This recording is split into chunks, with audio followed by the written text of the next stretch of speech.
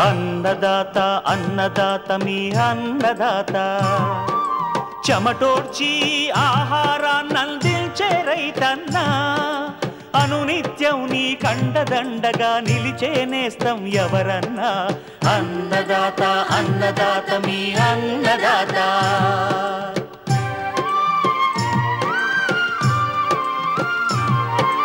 నూతన రీతుల సాగుబడికి నూరింతలు పెరిగే దిగుబడికి సూచనలిచ్చే సస్య రక్షణకు పశు పోషణకి శాస్త్ర విజ్ఞానం అందించి ముందుకు నడిపే తెలుగు రైతు భారతదేశానికి మకుటం అయ్యేలా తీర్చిదిద్దే ఆశయంతో మిమ్ము మేలు కొలిపేది అన్నదాత అన్నదాత అన్నదాత మీ అన్నదాత అన్నదాత అన్నదాత మీ అన్నదాత.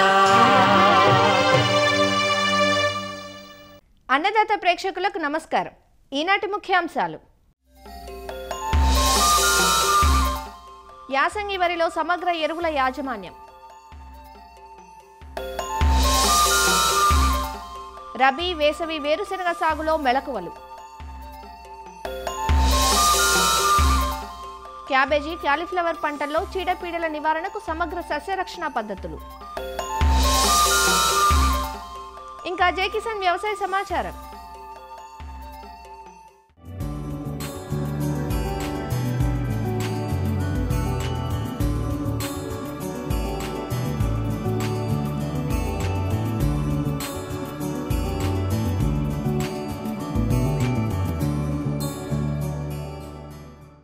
ఖరీఫ్ కష్టాల నుంచి గట్టెక్కి రబీలోకి అడుగుపెట్టాం.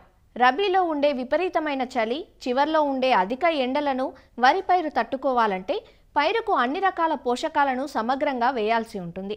అప్పుడు మాత్రమే పైరు ఆరోగ్యంగా పెరిగి మంచి దిగుబడులను ఇస్తుంది. అంతేకాక నూక శాతం కూడా తగ్గుతుంది.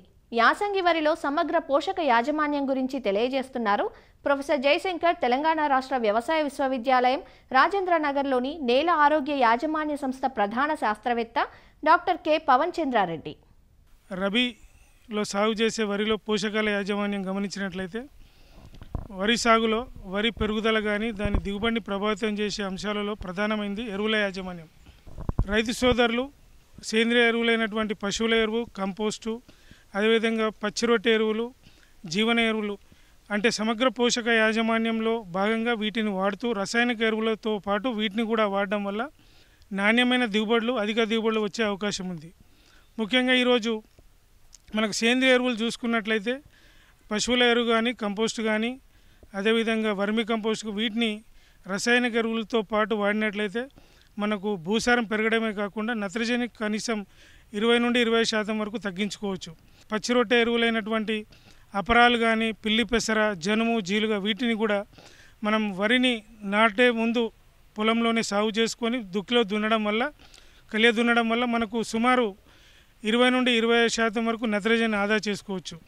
అంతేకాకుండా జీవన ఎరువులైనటువంటి అజోలా, అజోస్పైరిల్లం, అజోటోబ్యాక్టర్, బ్లూ గ్రీన్ ఆల్గా ఇటువంటి జీవన ఎరువులను కూడా మనం వాడినప్పుడు దాదాపు నత్రజని శాతాన్ని 10 నుండి 12% వరకు తగ్గించుకోవచ్చు. అదేవిధంగా మనకు ఈ భాస్వరం ఎరువులను అంటే భాస్వరం కరిగించే ఎరువుల్లో ముఖ్యమైనది ఫాస్ఫోబ్యాక్టీరియా, లభ్యం కాని రూపంలో ఉన్న భాస్వరాన్ని కూడా మనకు పైరుకు అందిస్తుంది. ఈ విధంగా మనకు సమగ్ర పోషక యాజమాన్యంలో భాగంగా సేంద్రియ ఎరువులు, పచ్చిరొట్టె ఎరువులు, జీవన ఎరువులు వీటిని రసాయనిక ఎరువులతో పాటు వాడడం వల్ల భూసారాన్ని పెంచుకోవడమే కాకుండా నత్రజని కొంతవరకు తగ్గించడం, అదేవిధంగా నాణ్యమైన అధిక దిగుబడులు సాధించుకోవచ్చు.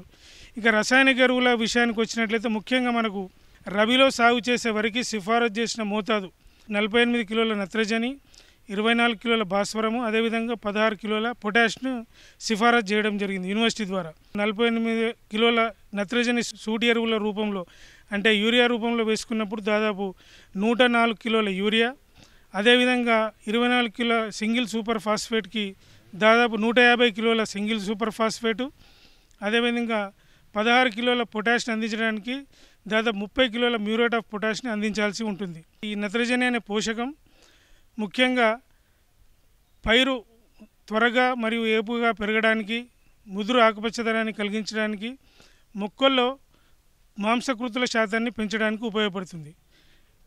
అంతేకాకుండా ఈ నత్రజని అనే పోషకానికి నేలలో కదిలే గుణం అధికంగా ఉండడం వల్ల ఇది వివిధ రూపాల్లో కోల్పోవడం జరుగుతుంది.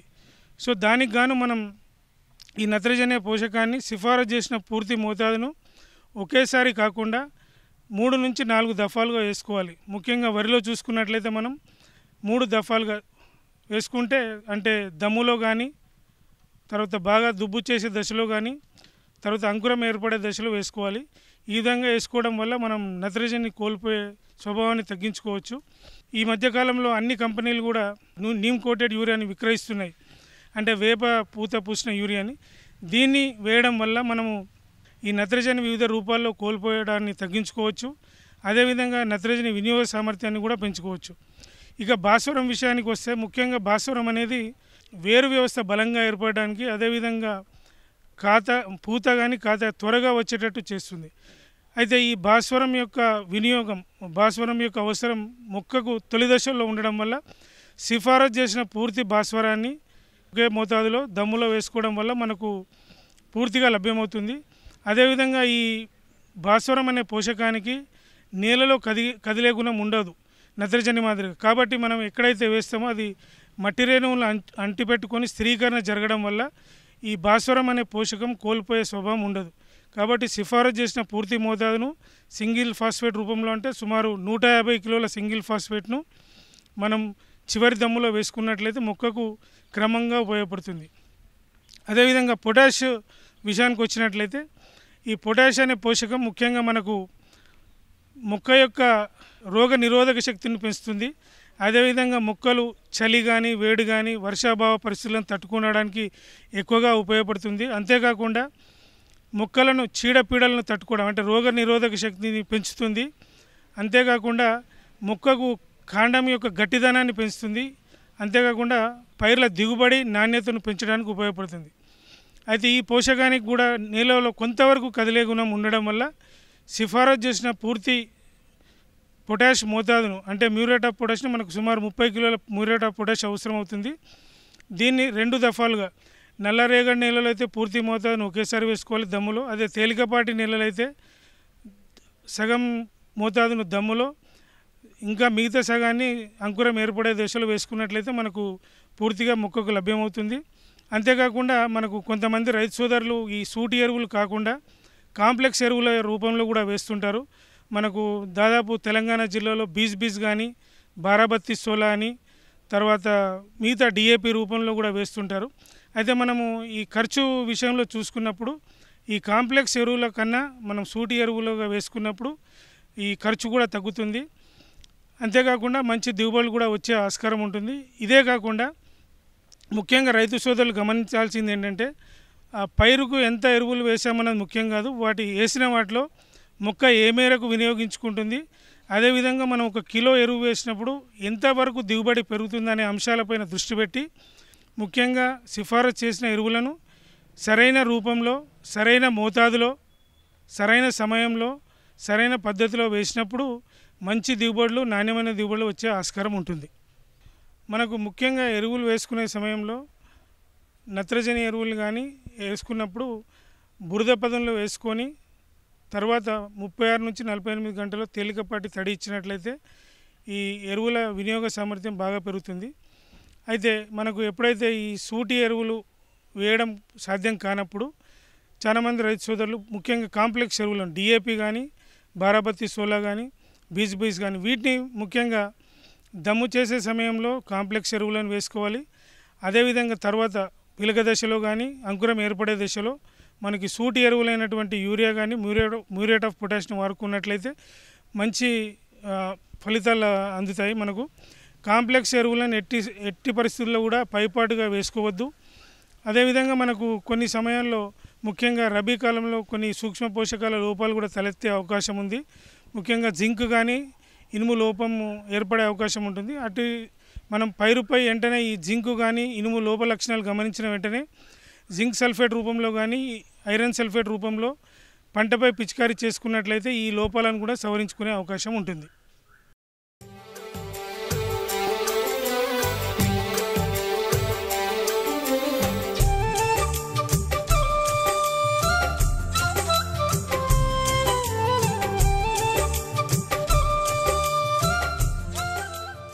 తెలుగు రాష్ట్రాలలో శీతాకాలంలో అధిక విస్తీర్ణంలో పండించే పంటల్లో క్యాబేజీ, క్యాలీఫ్లవర్ ప్రధానమైనవి. చల్లటి వాతావరణంలో గడ్డల పరిమాణం పెరగడంతో పాటు అధిక దిగుబడులు పొందే అవకాశము ఉంటుంది. అందుకే కాయగూరలు పండించే రైతులు ఈ కాలంలో క్యాబేజీ, క్యాలీఫ్లవర్ సాగుకు ఎక్కువగా మొగ్గు చూపుతుంటారు. ఈ పంటల్లో చీడపీడల సమస్య రైతుకు సవాలుగా ఉంటుంది. ముఖ్యంగా క్యాబేజీ రెక్కల పురుగు, పేనుబంక వంటి పురుగులతో పాటుగా నారు దశలో నారుకుళ్ళు, ఆకుమచ్చ వంటి తెగుళ్లు పంటను నష్టపరుస్తూ ఉంటాయి. వీటి నివారణకు రసాయనాలను తగ్గించి పర్యావరణ హితమైన సమగ్ర సస్యరక్షణ పద్ధతులను ఆచరించాలంటూ వివరాలు తెలియజేస్తున్నారు ఆచార్య ఎన్జీ రంగా వ్యవసాయ విశ్వవిద్యాలయం, పార్వతీపురం, మన్యం జిల్లా ఉద్యాన కళాశాల assistant professor doctor Pradeep Kumar. శీతాకాలపు పంటల్లో ప్రధానమైనటువంటి పంటలైనటువంటి క్యాబేజ్, కాలీఫ్లవర్, నూల్కోల్ ఈ పంటలు ప్రధానంగా మన ఆంధ్ర రాష్ట్రంలో రైతు సోదరులందరూ పండించడం జరుగుతుంది. ముఖ్యంగా ఈ శీతాకాలపు పంటల్లో సస్యరక్షణ విధానాలను చూసుకున్నట్లయితే సమగ్ర సస్యరక్షణ విధానాలని అవలంబించినట్లయితే రైతు సోదరులు అనుకున్నంత దిగుబడిని పొందవచ్చని అనుకుంటున్నాను. ఈ సమగ్ర సస్యరక్షణ విధానానికి వెళ్ళే ముందర నేలను అదును వచ్చేంత వరకు బాగా లోతుగా దున్నాలి. అదేవిధంగా నారుమడిలో నారుకుళ్ళు తెగులు ఎక్కువగా వస్తుంది. ఈ నారుకుళ్ళు తెగులను తట్టుకోవడానికి లీటర్ నీటికి 3 గ్రాముల కాపర్ ఆక్సీక్లోరైడ్ అనే సొల్యూషన్తో నేలను తడిపినట్లయితే మనకి నారుకుళ్ళు తెగులను మనం కంట్రోల్ చేయగలము. అదేవిధంగా పంట పెరుగుతున్న కొద్దీ మనకి ఈ క్యాబేజీ రెక్కల పురుగు అనే పురుగు ఎక్కువగా పంటను నాశనం చేస్తూ ఉంటుంది. ఈ క్యాబేజీ రెక్కల పురుగు ఆకులు అడుగు భాగాన ఉండి ఆకులను తిని నాశనం చేస్తూ ఉంటుంది. పురుగు ఉధృతి ఎక్కువగా ఉంటే ఆ పైరులో ఆకులన్నీ రంధ్రాలతో ఏర్పడి క్యాబేజీ చిన్న పరిమాణంలో పెరిగి మనకి కస్టమర్లకి నాణ్యమైనటువంటి బుట్టలను మనం అందివ్వలేము. అందువలన ఈ క్యాబేజీ రెక్కల పురుగును కంట్రోల్ చేయడానికి లీటర్ నీటికి ఎసిపేట్ 1.5 గ్రాములు కానీ 0.3 ml స్పైనోసాడ్ని కలిపి కోతకి 15 రోజులు ముందర మనము పిచికారీ చేసినట్లయితే మనం ఈ క్యాబేజీ రెక్కల పురుగు నుండి మనం సమర్థవంతంగా నిర్మూలన చేయొచ్చు. అదేవిధంగా పేనుబంక పురుగు అనేది కూడా ఒక సమస్యగా ఉంది. ఆకులు అడుగు భాగాన గుంపులుగా చేరి రసాన్ని పీల్చి నష్టాన్ని కలుగజేస్తాయి. దీనికి మలాథియాన్ కానీ డైమిథోయేట్ అనే కెమికల్ని 2 ml per లీటర్ నీటికి కలిపి పిచికారీ చేసినట్లయితే మనము ఈ పేనుబంక పురుగు ఉధృతిని సగర్వంగా నిర్మూలించగలము. అదేవిధంగా తెగుళ్ళకు వచ్చేసరికి నల్లకొల్లు తెగులు పంట యొక్క ఏ దశలోనైనా నష్టం కలుగజేస్తూ ఉంటుంది. అందువలన పత్రహరితాన్ని కోల్పోయి వి ఆకారం మచ్చలు ఏర్పడినట్లయితే రైతు సోదరులు గమనించవలసిందిగా కోరుచున్నాము. ఈ స్ట్రిప్టోసైక్లిన్ని 50 mg per లీటర్ నీటికి కలిపి గడ్డలపైనటువంటి స్ప్రే చేసినట్లయితే మనము ఈ నల్లకల్లు తెగులు అనే దాన్ని నిర్మూలించగలము. అదేవిధంగా మనకి కాలీఫ్లవర్లోకి వచ్చేసరికి ఆకుమచ్చ తెగులు అనేది ఎక్కువగా ఇబ్బంది కలిగజేస్తూ ఉంటుంది. ఆకులు పైభాగాన గుండ్రటి బూడిద రంగుల మచ్చలు ఏర్పడి తరువాత పత్రహరితాన్ని కోల్పోయి మొక్క ఎదుగుదల నాణ్యత తగ్గిపోతూ ఉంటుంది. దీనికి మ్యాంకోజబ్ 2.5 grams per లీటర్ మనం పిచికారీ చేసినట్లయితే 10 రోజుల వ్యవధిలో 2 దఫాలుగా పిచికారీ చేసినట్లయితే మనము ఈ ఆకుమచ్చ తెగులని ముఖ్యంగా కాలీఫ్లవర్లో మనము నిర్మూలించగలము. సమగ్ర సస్యరక్షణ విధానాలను రైతు సోదరులందరూ అవలంబించినట్లయితే సకాలంలో నాణ్యమైనటువంటి పంటను ఆశించవచ్చు.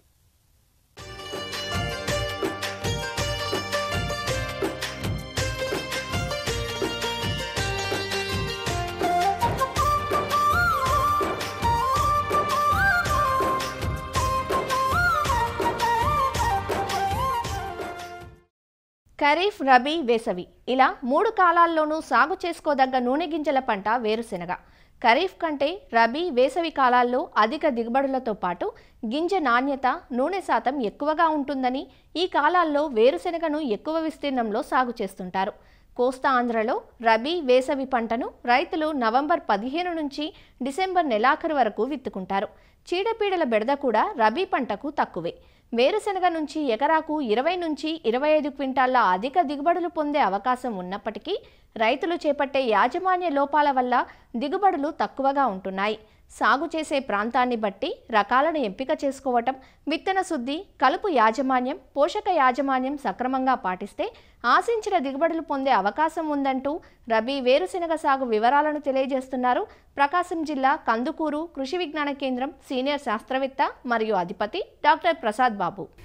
ఈ వేరుశెనగ వేసుకునేటువంటి రైతులు కొన్ని ముఖ్యమైనటువంటి యాజమాన్య పద్ధతులు కానీ పాటించినట్లయితే మంచి దిగుబడులు తీసుకునేదానికి అవకాశం ఉంటుంది. ముందుగా వేరుశనగ విత్తుకునే రైతులు నూతనంగా విడుదలైనటువంటి మంచి దిగుబడినిచ్చేటువంటి రకాలను ఎంపిక చేసుకోవాలి. మనకి రబీకి బాగా సూటబుల్ అయినటువంటి రకాలు చూసినట్లయితే ఈ కదిరి లేపాక్షి, అలాగే TCGS 1694, కదిరి 6, ధీరజ్జు, కదిరి హరితాంధ్ర అనేటువంటి రకాలు మనకి వేసుకునేదానికి అనుకూలంగా ఉంటుంది. ఎకరాకి వేరుశనగ విత్తనాలు 60 నుంచి 75 కిలోలు మనకు అవసరం ఉంటుంది. వేరుశనగలో విత్తన శుద్ధి కొరకు మనకి ఇమిడాక్లోప్రిడ్ 600 FS అనేటువంటి మందును 2 మిల్లీలీటర్లు 4 మిల్లీలీటర్ నీటిలో కలుపుకొని 1 కిలో విత్తనానికి పట్టించుకోవాలి. 10 నిమిషాలు ఆరిన తర్వాత దీనికి టెబుకొనజోల్ 2DS అనేటువంటి మందును 1 గ్రాము 1 కిలో విత్తనానికి, లేదా ఈ మ్యాంకోజెబ్ అనేటువంటి మందును 3 గ్రాములు కిలో విత్తనానికి మనం పట్టించి విత్తన శుద్ధి చేయాలి. తర్వాత ట్రైకోడర్మా అనేటువంటి జీవశిలీంద్రనాశిని 10 గ్రాముల కిలో చొప్పున విత్తనానికి పట్టించుకొని వరుసల మధ్యలో 30 సెంటీమీటర్లు, మొక్కల మధ్యలో 10 సెంటీమీటర్ల వ్యాసార్థంతో మనం విత్తుకున్నట్లయితే సరిపోతుంది. ఈ ఎరువుల యాజమాన్యం చూసినట్లయితే ఆఖరి దుక్కులో మనకి 18 కిలోల యూరియా, 125 కిలోల సింగిల్ సూపర్ ఫాస్ఫేట్ వేసుకొని విత్తుకుంటే సరిపోతుంది. అలాగే జింక్ సల్ఫేట్ అనేటువంటిది కూడా 3 సంవత్సరాలకు ఒకసారి లేదా 3 పంటలకు ఒకసారి 20 కిలోలు 1 ఎకరా చొప్పున మనం వేసుకోవాలి. ఈ విధంగా వేసుకొని మనము విత్తనం వేసుకున్నట్లయితే సరిపోతుంది. ఇక విత్తిన తర్వాత కలుపు నివారణ చూసినట్లయితే విత్తిన 48 గంటల లోపల పెండిమిథాల్ అనేటువంటి మందును ఎకరాకి 1 లీటర్ చొప్పున 200 లీటర్ నీటిలో కలుపుకొని మనం పిచికారీ చేసుకున్నట్లయితే తొలి దశలో వచ్చేటువంటి కలుపును నివారించుకోవచ్చు. అలాగే పంట వేసిన 20-25 రోజులప్పుడు కలుపు తీయడానికి వీలు లేనప్పుడు అప్పుడు మనకి ఒక కలుపు మందు అందుబాటులో ఉంది.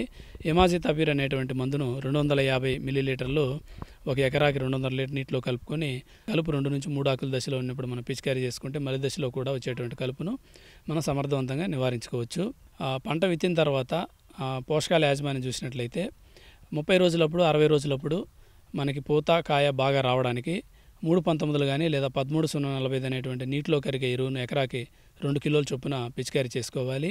అదేవిధంగా ఈ సూక్ష్మ పోషకాల మిశ్రమాన్ని కూడా మనకి రబీలో పిచికారీ చేసుకున్నట్లయితే ఎకరాకి 500 గ్రాములు 30 రోజులప్పుడు 60 రోజులప్పుడు ఈ మ్యాక్స్ కానీ లేదా ఫార్ములా 4 కానీ పిచికారీ చేసుకుంటే పోషకాల యాజమాన్యం అనేది బాగా ఉండి కాయ అనేది అవుటన్ను దిగుబడి బాగా రావడం జరుగుతుంది. అదేవిధంగా ఈ వేరుశనగ పంటలో మరొక ముఖ్యమైన అంశం ఏంటంటే పంట విత్తిన మొలకెత్తిన తర్వాత 20-25 రోజుల వరకు పంటని బెట్టకు గురి చేయాలి. ఆ మధ్యలో తడి అనేది ఇవ్వకూడదు. ఒకేసారి 25 రోజులప్పుడు కానీ 30 రోజులప్పుడు కానీ తడి ఇచ్చినట్లయితే ఈ బెట్టలో ఉన్నటువంటి పంట ఒకేసారి పూతకు రావడం జరుగుతుంది. తద్వారా కాయలు అనేది ఒకేసారి వృద్ధి చెంది కోతకు అనేది ఇబ్బంది లేకుండా ఉంటుంది. తర్వాత 35 రోజుల నుంచి 40 రోజులప్పుడు పూత నుంచి ఊడలు ఎప్పుడైతే దిగుతూ ఉంటాయో అప్పుడు ఎకరాకి 200 కిలోల జిప్సం అనేటువంటి ఎరువును చల్లుకొని అంతర్సేద్యం చేసుకున్నట్లయితే దాని ద్వారా ఈ జిప్సమంలో ఉండేటువంటి కాల్షియము, సల్ఫరు మొక్కకి బాగా అంది కాయల యొక్క నూనె శాతం కానీ కాయల యొక్క ఐటన్ కానీ బాగా పెరిగి దిగుబడి అనేది పెరగడం జరుగుతుంది. ఈ సమగ్ర సస్యరక్షణలో పురుగు తెగులు యాజమాన్యం చూసినట్లయితే దీంట్లో ఆశించేటువంటి ముఖ్యమైనటువంటి పురుగులు పచ్చపురుగు, లద్దె పురుగు, ఆకుముడత ఈ సమస్యలు ఎక్కువగా ఉంటాయి.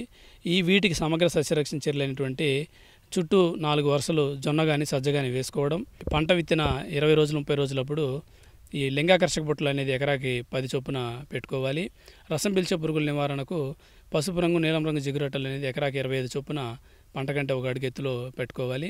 అలాగే పంట విత్తిన 20 రోజు 30 రోజులప్పుడు వేప నూనె 500 మిల్లీలీటర్లు ఎకరాకి పిచికారీ చేసుకోవాలి. ఇంక తర్వాత మనకి తొలి దశలో వచ్చేటువంటి ఆకుమచ్చ తెగులు, మలి దశలో వచ్చేటువంటి ఆకుమచ్చ తెగులు 2 ఉన్నాయి.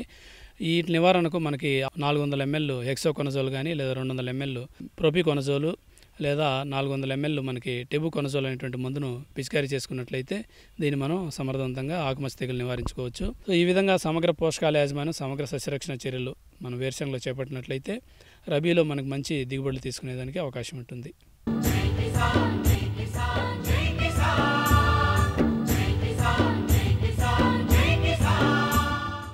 వ్యవసాయ సమాచారం ఇప్పుడు జై కిసాన్లో చూద్దాం. గోజాతి సంతతి పెంచేలా కేంద్ర రాష్ట్ర ప్రభుత్వాలు ప్రత్యేక చర్యలు తీసుకుంటున్నాయి.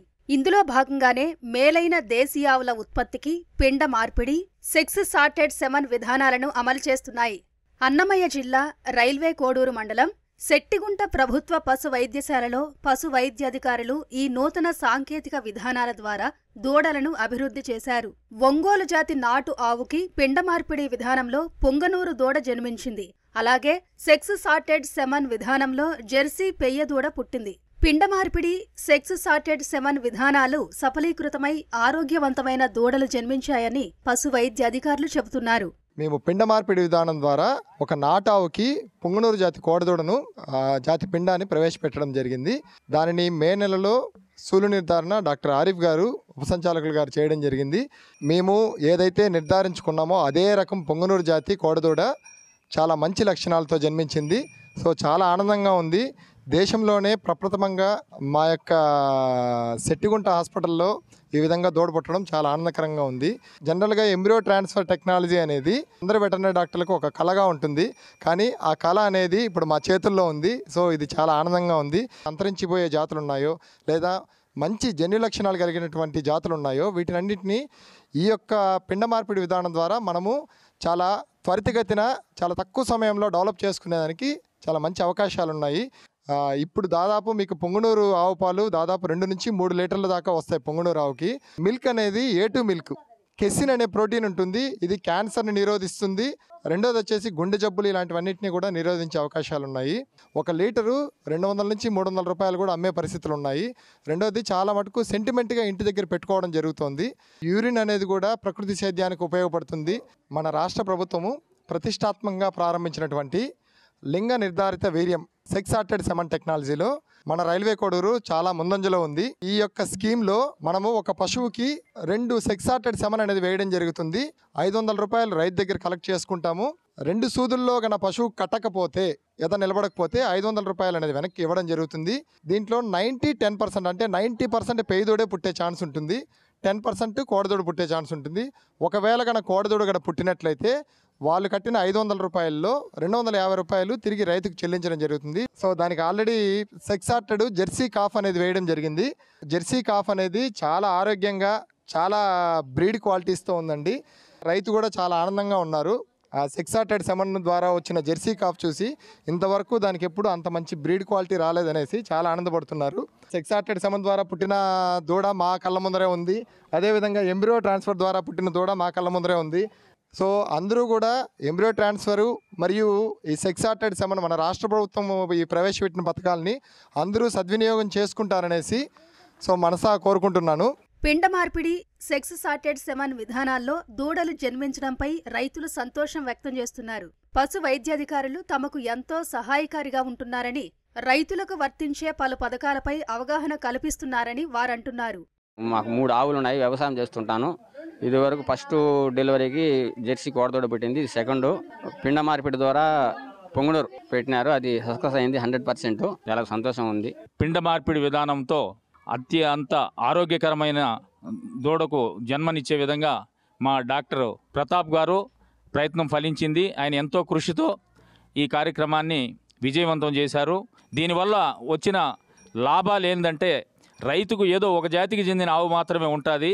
భవిష్యత్తులో నేను పలానా జాతి ఆవు అయితే బాగుంటుంది అని అనుకున్నప్పుడు అదే నాటు ఆవుకు మనం కోరుకున్న బ్రీడ్ను రకాన్ని ఈ కృత్రిమ గర్భధారణ ద్వారా మనం చేసుకొని మనం తగిన ఫలితాన్ని పొందేదానికి రైతుకు ఎంతో ఆశాజనకంగా ఉంటుంది. ఇటువంటి కార్యక్రమాన్ని మొట్టమొదటిసారిగా మా గ్రామంలో సఫలీకృతం కావడానికి ఎంతో సంతోషిస్తున్నాం. ఈ కార్యక్రమం ద్వారా అత్యుత్తమ జాతి లక్షణాలు కలిగిన పశువులు మరియు అంతరించిపోతున్న స్వదేశీ జాతుల యొక్క వృద్ధి అతి తక్కువ సమయంలోనే సాధ్యపడుతుందని, అవకాశం ఉన్న ప్రతి రైతు ఈ అవకాశాన్ని సద్వినియోగపరచుకోవాలని పశు వైద్యులు సూచిస్తున్నారు. మరిన్ని విభిన్న అంశాలతో రేపటి అన్నదాతలో మళ్ళీ కలుసుకుందాం. అంతవరకు సెలవు. నమస్కారం. అన్నదాతలు తమ సందేహాలు, సమస్యలను 1800-425-4085 టోల్ ఫ్రీ నెంబర్లో ఉదయం 10 గంటల నుంచి 11 గంటల మధ్య పని దినాల్లో సంప్రదించగలరు. ఈ కార్యక్రమాన్ని యూట్యూబ్లో www.youtube.com/annadaata ETV లింక్ ద్వారా వీక్షించవచ్చు.